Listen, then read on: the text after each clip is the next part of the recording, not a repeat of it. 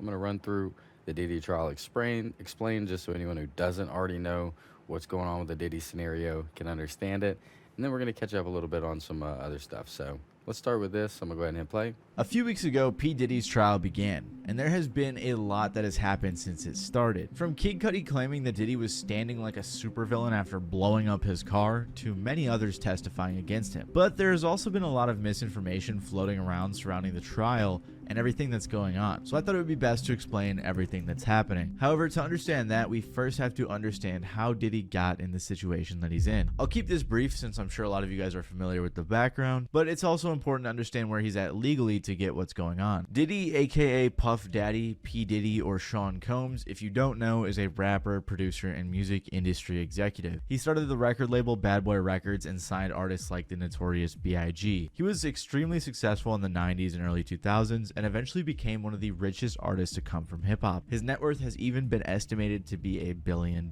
I say this to say he has had a lot of wealth and power in both the music and entertainment industries for quite a long time. For years, there have been multiple rumors of Diddy being a bad guy, whether it be theories of him blowing up Kid Cudi's car to him putting out a hit on Tupac, but there was never anything that took him down, until his ex-girlfriend Cassie Ventura sued him in 2023. She said, "After years in silence and darkness, I am finally ready to tell my story and to speak up on behalf of myself and for the benefit of other women who face violence and abuse in their relationships." In the lawsuit, Cassie claimed that not too long after she met Diddy, he would give her drugs to make her compliant, he would beat her multiple times a year, and he forced her to have sex with male prostitutes while he filmed. He very quickly became controlling of her as he was in control of her career, and he also would pay for her car, apartment, clothes, and also had access to her medical records. To keep her under his control, Diddy would also threaten her music career if she didn't conceal his actions or obey him. Apparently, a few years into their relationship, he would coerce her into having sex with male prostitutes while he watched, filmed, and pleasured himself. Basically, Diddy was also a cuck. This lawsuit was a huge deal, but eventually it was settled outside of court, which basically reads to me as, hey, I don't want all this stuff coming up about me in a public court setting, so I'm just going to pay you some hush money. Regardless, though, this set off a chain reaction of lawsuits targeted at Diddy, alleging a huge variety of things like abuse, SA, and much more. He was literally named in hundreds of lawsuits. However, while this was destroying his public image, he was still doing alright legally. That was until his house got raided by the feds. The feds said, "Earlier today, Homeland Security Investigations New York executed law enforcement actions as part of an ongoing investigation with assistance from HSI Los Angeles, HSI Miami, and our local law enforcement partners. We will provide further information as it becomes available." Both of his sons, Justin and Christian, were also handcuffed during the raid. So clearly, either because of the lawsuits or before them, Diddy was under investigation by the feds. After the raid, CNN got footage of Diddy physically assaulting Cassie in a hotel hallway. This was the only actual evidence that the public had seen, and it looked pretty bad. So Diddy put out an apology. It's so difficult to reflect on the darkest times in your life. Sometimes you gotta do that. I was f***ed up. I mean, I hit rock bottom, but I make no excuses. My behavior on that video is inexcusable. I take full responsibility for my actions in that video. I'm disgusted. I'm so sorry. But I'm committed to be a better man each and every day. I'm not asking for forgiveness. I'm truly sorry. But then in September of 2024, everything came crumbling down for Diddy when he was arrested and indicted by the feds. Sean Combs led and participated in a racketeering conspiracy that used the business empire he controlled to carry out criminal activity, including sex trafficking, forced labor, kidnapping, arson, bribery, and the obstruction of justice. In the indictment, they say that Diddy abused, threatened, and coerced women and others around him to fulfill his sexual desires, protect his reputation, and conceal his conduct. To accomplish this, they claim that he used his employees and his businesses to create a criminal empire that indulged in the things that the U.S. attorney mentioned earlier. They said from 2009 and continuing for years, I have a disgusted look on my face the whole stream. Among other things, striking, punching, dragging, throwing objects at, and kicking them. The attorney referred to Diddy's business, Combs Enterprise, as a criminal organization because Diddy had many of his employees working to cover up everything he was doing. They said that employees engaged in and attempted to engage in, among other things, trafficking, forced labor, interstate transportation for purposes of prostitution, coercion, and enticement to engage in prostitution, narcotics offenses, kidnapping, arson, bribery, and obstruction of justice. Probably the biggest thing to come from this case and the largest point of contention is the so-called freak off. Basically, the idea is that Diddy would have these giant parties that would last for days, fueled by drugs, and he'd also allegedly use the drugs and other weapons to coerce men and women alike to participate in these sexual activities. So, like implied by this statement from the U.S. attorney, there are 3 main charges against Diddy: racketeering conspiracy, sex trafficking by force, fraud, or coercion, and transportation to engage in prostitution. There was a lot more details in the indictment that I went over in my previous video breaking all of this down, but this is the gist of the background information. All of this brings us to the trial, where Diddy has been getting slammed by a huge list of credible witnesses that make it look like this case is not going to end well for him. When you're indicted by the feds, usually that means you're cooked, because they have found enough evidence to believe that you are guilty of what they are claiming. So this trial already wasn't looking good. But now witnesses are revealing a ton of new information that will seemingly put him away for a long time. First of all, you might be wondering why this trial isn't streamed like many others are, and that's because electronic media coverage is banned in federal criminal proceedings. So because of that, we only have drawings of the court proceeding. They also tried to get a mistrial at one point, but that didn't go anywhere either. Anyways, right now Diddy is facing 5 criminal counts. 1 count of racketeering conspiracy, which carries a maximum sentence of life in prison. 2 counts of sex trafficking by force, fraud, or coercion, which carries a maximum sentence of life in prison and a mandatory minimum sentence of 15 years in prison. And he's also facing 2 counts of transportation to engage in prostitution, which carries a maximum sentence of 10 years in prison. Diddy's defense team, who now has the viral lawyer from Young Thug's trial, Brian Steele, argued that he did nothing that he is accused of. They denied a plea deal and have made a few arguments against the prosecution. One of their main arguments is that there was a mutual violence between Cassie and Diddy, since Cassie is one of the main victims in the indictment. They described Cassie as strong with a nature of violence and capable of starting physical confrontation. Also in the trial, they went over in more detail and provided pictures of what they found when they raided Diddy's house. They said that they found 2 AR-15 type guns with the serial numbers scraped off, sex toys, and in total, they said that they found more than 1,000 bottles of baby oil or lubricant across both homes. They also found a ton of drugs. In response, Diddy's team said things like, "Baby oil isn't illegal, everything was consensual." They also said, though, that the guns were found disassembled and therefore were inoperable, which I think is a pretty silly argument. Prosecutors argued that the close proximity of these items shows that the threat of violence was used to coerce victims to get in on the freak-off. While displaying the firearms, they also presented a fully loaded handgun, which was found in a piece of luggage. And like I said, they mentioned they found a variety of pills, marijuana, powders, and other drugs that prosecutors have alleged were used to make women compliant during freak-offs and would allow them to perform long past the point of exhaustion. Anyways, this case revolves mainly around 4 victims. The main one is Cassie. She is basically the star witness in this case, as she saw everything after dating Diddy for so long, and she also suffered a lot at his hands. Many of the statements in the trial are all revolving around Diddy's abuse of Cassie, among other things. The trial kicked off with Cassie testifying against Diddy. She said that after signing to his record label, they began dating on and off for over a decade. She said that the relationship started off pretty normal, but over time he started to get violent. He would threaten her if she disobeyed him, and he made her participate in the freak-off. Cassie also talked about multiple instances where Diddy physically abused her, like the incident that was caught on camera in the hotel where Diddy hit her. She said, "When I chose to leave, I grabbed what I could and I got out. And Sean followed me into the hallway before the elevators and grabbed me up, threw me on the ground, kicked me, tried to drag me back into my room. The defense's main argument against everything that Cassie was saying that based on text messages, Cassie was down to be involved with whatever was going on at the time. Today is Ventura's first day of cross-examination. The defense has thousands of messages the couple sent to each other. Many Ventura read out loud. Early on in their relationship, Ventura told Combs, quote, "I love you so much, it consumes my life." But defense attorney Ana Estevo introduced this exchange. Ventura, quote, "I'm always ready to freak off. Combs, I can't wait to watch you. I want you to get real hot." She replies, quote, "Me too. I just want to be uncontrollable." But when the defense tried to frame things a certain way, Ventura wasn't having it. She sent this message to Combs, quote, "I miss you. I miss our love-making sessions in the afternoons." When asked if that meant freak-offs, Ventura said not necessarily. Ventura testified even after this exchange in 2016.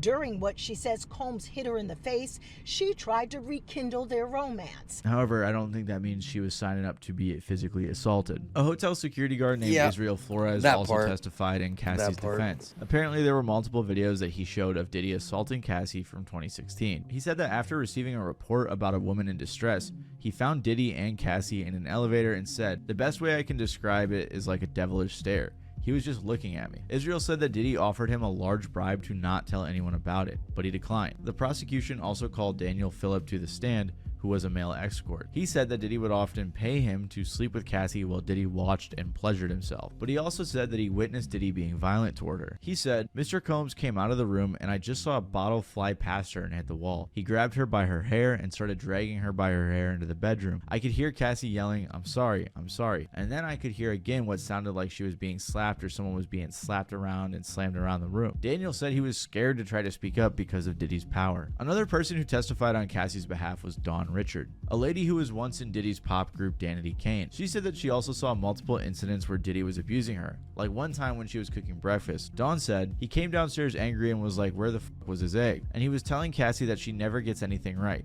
Where the f is his food?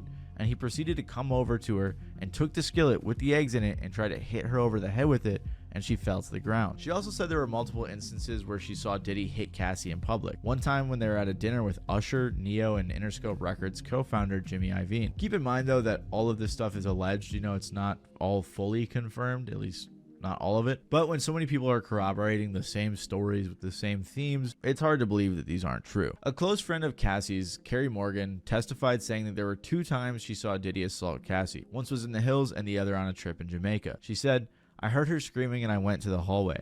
The hallway was extremely long, and they were coming out of the master bedroom and he was dragging her by her hair on the floor." Carrie also said that she stopped talking to Cassie after Diddy tried to choke her and hit her, and that she also accepted $30,000 in hush money from Diddy after she threatened to sue. Even Cassie's mom testified saying that Diddy was threatening to release sex tapes of Cassie, and she showed pictures she took of Cassie being physically injured at his hands. Another male escort testified and said that he worked with them multiple times. By the way, this guy goes by the Punisher, and I just thought that was funny and I should tell you guys. He described a similar scene to the other male escort, and when asked if Cassie seemed comfortable, he said apart from some flinching, she seemed fine, which is important to note because the main point of contention from the defense is that, oh, Cassie was totally down to be involved in all of these freak things that they were doing. There were multiple other people like a makeup artist, a stylist, one of Diddy's ex-personal assistants, and many more who all testified saying they saw Diddy assault Cassie, that they saw bruises or gashes, and that they heard him being very aggressive toward her. All of this story seemed to line up and corroborate this idea of Diddy abusing her. They even called in a psychologist to explain why Cassie may have stayed in this abusive relationship. But Diddy's abuse of Cassie extended to others as well,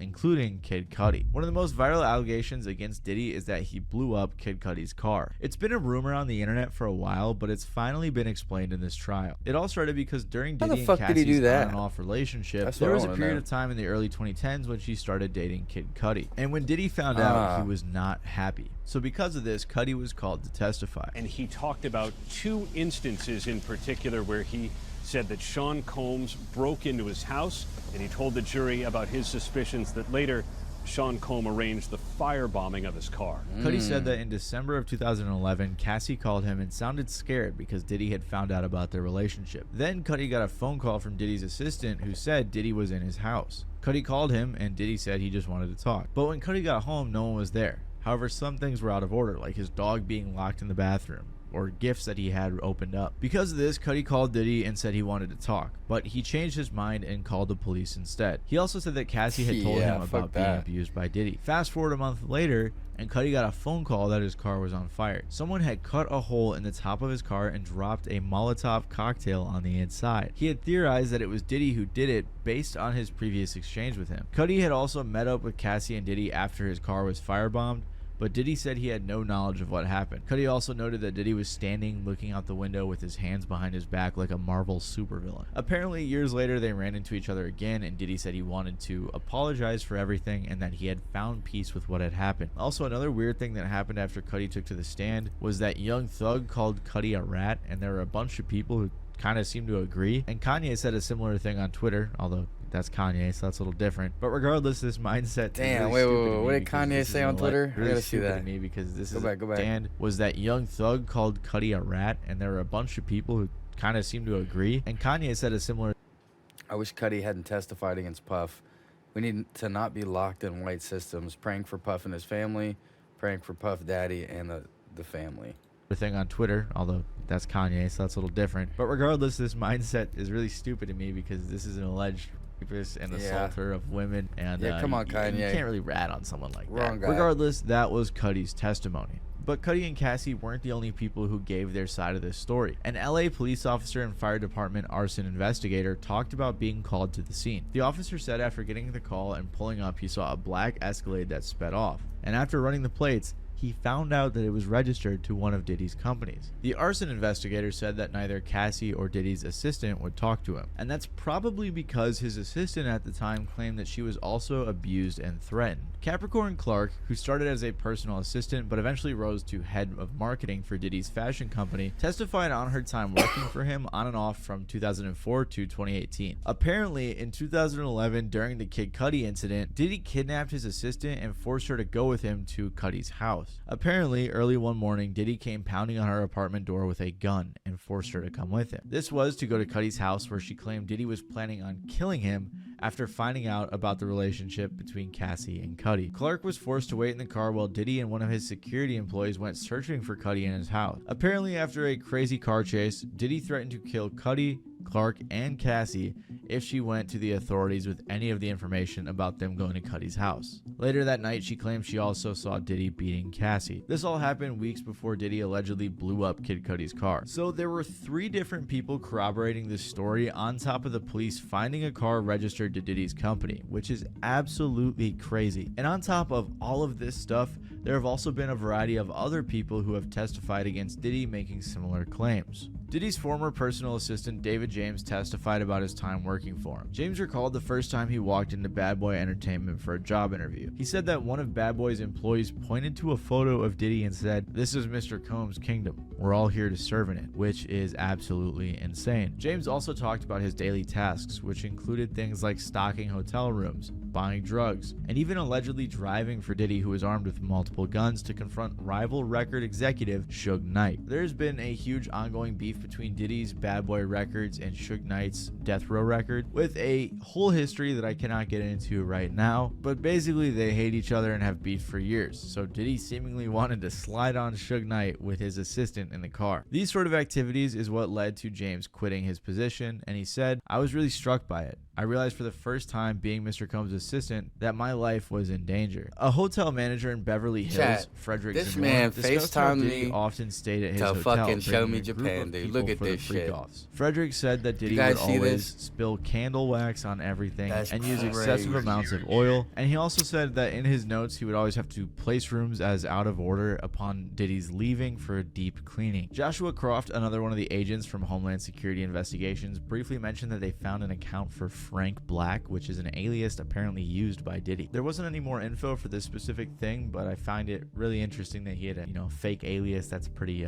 suspicious. And Capricorn Clark Clark also had a lot more to say about her time working for Diddy. She said that his abuse began on her first day when he threatened to kill her if she ever had anything further to do with Suge Knight because she used to work with him. She also mentioned that later on in her first year, she was held captive for 5 days in a dilapidated and locked down building in Midtown Manhattan. While there, Diddy's associates conducted multiple lie detector tests to inquire about the disappearance of 3 pieces of high-end diamond jewelry that had been loaned to Combs and which Clark had been entrusted to look after. While she was held captive, she was threatened, and they were saying that she would be thrown into the East River if she fails the test. And apparently at the end of each day, one of Diddy's security guys would take her home and search her entire apartment for the jewelry. After all the tests failed, she says that she was fired but eventually rehired because of Diddy's birthday party. Eventually, Clark left after being pushed by Diddy to work for another record group, but then she joined back to Bad Boy Records. Then in 2012, she was fired again after reporting the 2011 kidnapping to Bad Boy executive. The label claimed she was terminated for improperly taking vacation, and Diddy told her she would never work in the music industry again. She ended up winning a wrongful termination suit for the whole ordeal, but the amount was not revealed. Diddy's defense kept trying to poke holes in her statement, saying like, why would you keep returning to this job if all this terrible stuff was happening?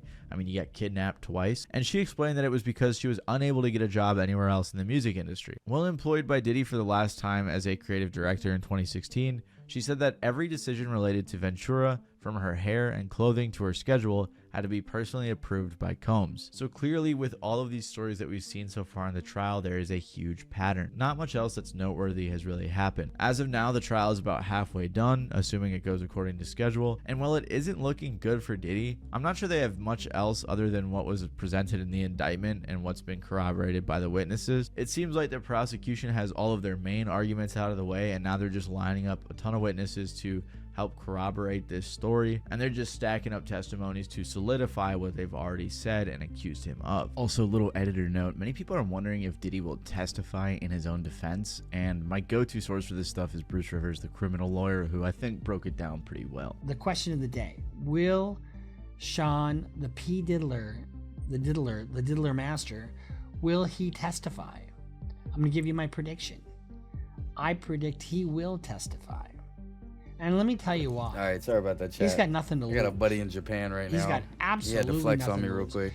You know, generally speaking, the rule of thumb is this: you don't want your client to testify if you can avoid it. Why? Because your client's not sophisticated, generally speaking. But the problem with a case like this, where you have, it's not a he said, she said case, really. I mean, it kind of is, but it kind of isn't. Because there's so much other things other than Cassie's word that corroborate what she's saying. But if you only hear one side of the story, if you only hear what Cassie is saying, where's the countervailing narrative? Where is the person saying, no, this is really what happened? You know, they're going to have to, unless you call in all kinds of witnesses of people that were there and she's, no, I saw her do that. Of course she did. Also, another editor note, Trump was talking about possibly pardoning Diddy. I hope that doesn't happen, but apparently he'd consider it. Would you ever consider pardoning him? Well, nobody's asked. You had to be the one to ask, Peter, but nobody's asked. But I know people are thinking about it. I know they're thinking about it. I think some people have been very close to asking. First of all, I'd look at what's happening. And I haven't been watching it too closely, although it's certainly getting a lot of coverage. I haven't seen him. I haven't spoken to him in years. I don't know. I would certainly look at the facts. If I think somebody was mistreated, whether they like me or don't like me, it wouldn't have any impact on me. Anyways, if you guys want to stay in the loop with the news on this and other things in the music industry, make sure to subscribe. All right, guys, that's gonna be it. That's our catch up on Diddy. So that pretty much pieces everything together of what is going on. But now, let us see what the outcome of his trial was.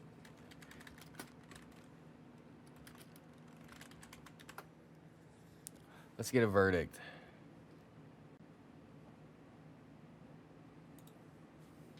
Although Jericka Duncan is outside the court, she's been following this case for all of those 7 weeks that it's been ongoing. Jericka, good to see you. What's the mood? What are you hearing from where you are?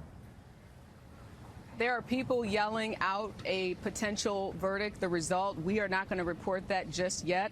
The last note that I got from Alice Gaynor, who is inside the courtroom, was at 10:15. The judge said all rise and that the jury was being let in. Let's talk about the jury there for a moment.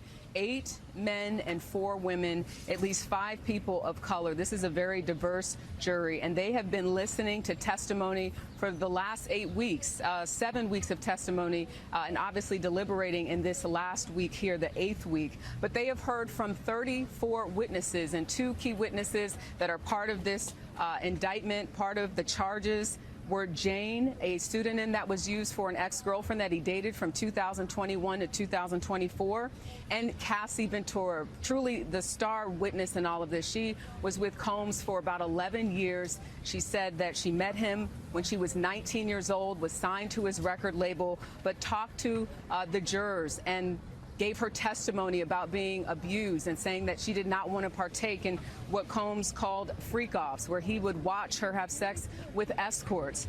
She was on the stand for 4 days, and Jane was on the stand for 6 days. So the jurors got a lot of information. They saw videos of both women engaged in sex acts that were not available to the public.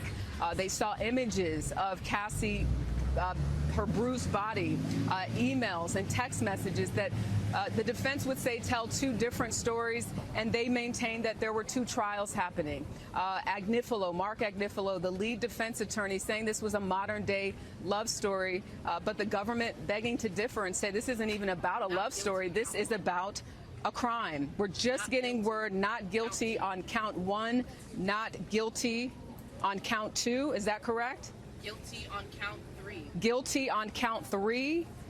Stay with me, Tony. Not guilty on count 4. Not guilty on count 4. And guilty on count 5. And guilty on count 5. This is just coming into us right now. Could you repeat that for me, Nia? She's our field producer. You said not guilty on count 1. Count 1. That is the racketeering conspiracy. The second count. Not guilty. Not guilty on count 2. Is that correct? Not guilty. Guilty on count 3. Guilty on count 3. That would be the Mann Act transportation of Cassie Ventura. And if you could, looks like I have the note as well, so I'm just going to read it. Count 1, racketeering conspiracy, not guilty. Count 2, not guilty. Count 3, guilty. Count 4, not guilty. Count 5, guilty.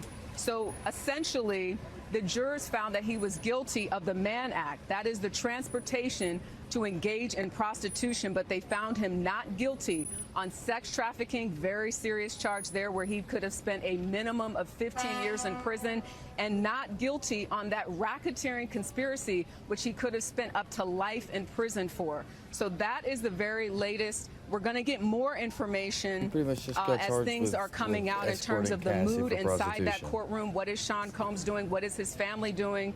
What are the jurors doing? How are they reacting? All of that should be coming to us momentarily. But again, if you're just tuning in, Sean Combs not guilty on the most serious of charges, the racketeering conspiracy and sex trafficking.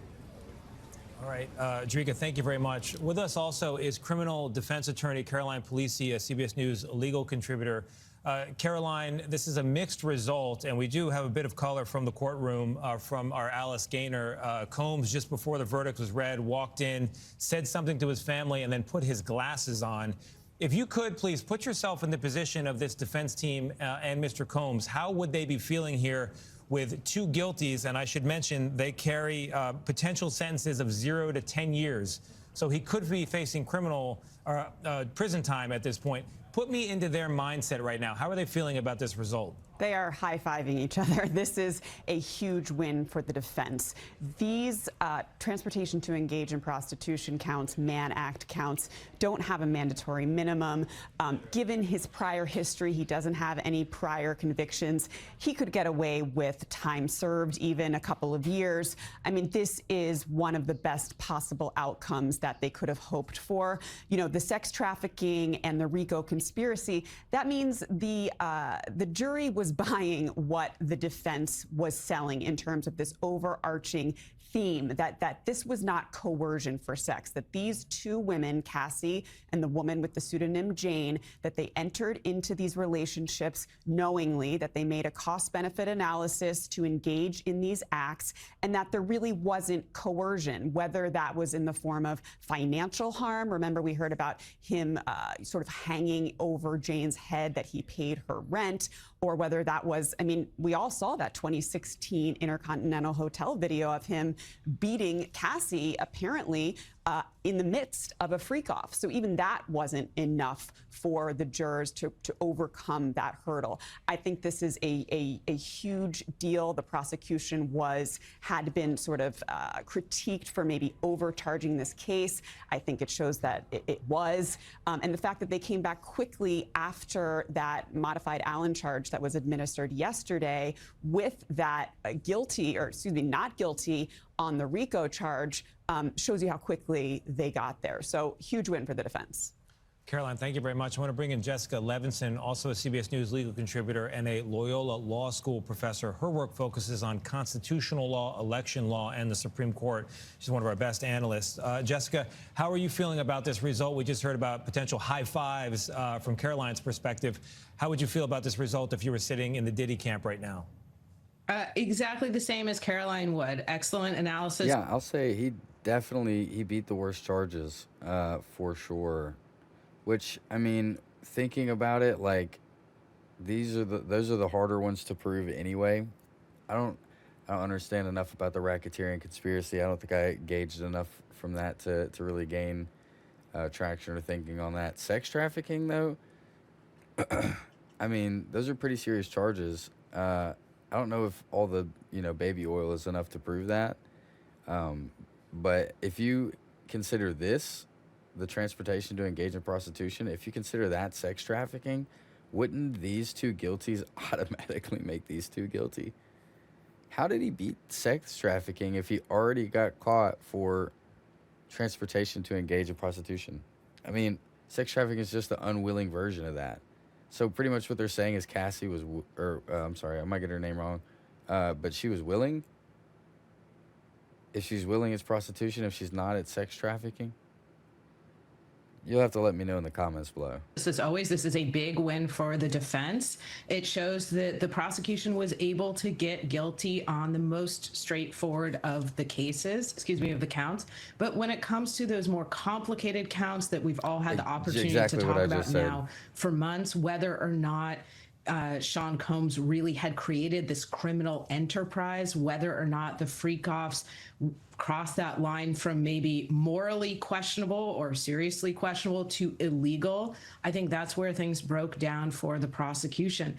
It shows that these are complicated cases to bring, that not every federal case that's brought is a slam dunk winner. And certainly, I think there will be kind of Monday morning quarterbacking of, should this have been charged differently? I think they presented all the facts they could have, but moving this from there was immoral, unethical behavior to this was a criminal enterprise to the tune of a racketeering charge, that's a really high hill to climb, and we're seeing that this morning.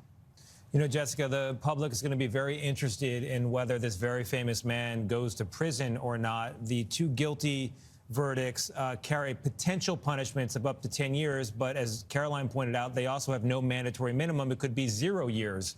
Do we have any sense at this early date of where in the range of things he could fall? So we're going to look, the prosecution and the defense will both submit sentencing memorandum. They will make their argument to the judge. The judge will have discretion to say, I think X is appropriate. I clerked for a federal judge, and he used to tell me, when we went back, he said, it's within my discretion. If I want to give a big bear hug and say, no, go be a good citizen, I can do so. I don't think we're going to see that in this case, but I think some prison time could absolutely be on the table, again, given everything that we've heard in this case. All right, Jessica, thank you very much. Let's go back to Drika Duncan outside the courthouse. Been following this from the very beginning, and she's with Elaine Quijano, who we're going to talk to in a moment. But, Drika, what are you hearing outside the courthouse? It's been kind of a circus out there. People have a lot of opinions. Yeah. What's the scene like now? Right now, people are yelling. There are quite a few Combs supporters that have been outside, a lot of content creators. But I'm hearing from Alice Gaynor inside the courtroom that Combs, quote, pumped his fist at one point and he put his head up to the sky with prayer hands. So that is his reaction moments after hearing that mixed verdict. Also something to note, you know, the Southern District of New York has a, I believe, 99% conviction rate. So for this to happen, a big win really for Combs in terms of the best possible outcome. But now we find out if the federal courts will continue prosecuting him on those charges, those counts that he was found not guilty for. But Elaine Quijano, you were in the overflow room where you can see the reaction from family. I know it was very tense in there. Describe what was going on. So just to give our viewers a sense, basically where we were was a couple of floors down from the actual courtroom itself, as you know. And what you see there are windows into that courtroom. So you have a camera that is not quite a head-on, but it does give you the perspective of what it looks like from sort of the front of the room. Right. So when you I was could sitting see in him. the courtroom, you see the profile and you're in the back. So but here, you're seeing Combs, you're seeing the right. attorneys, you're seeing, you can't see the jurors, of course. Right. But you can see the family who are usually in the second row. That's right. So what we saw, it was interesting. I'll just sort of set the scene. As the jurors were coming in, it was interesting to watch. Sean Combs, before the jurors were brought in, was seated at the defense table, as you said, a couple of rows up from where his family was.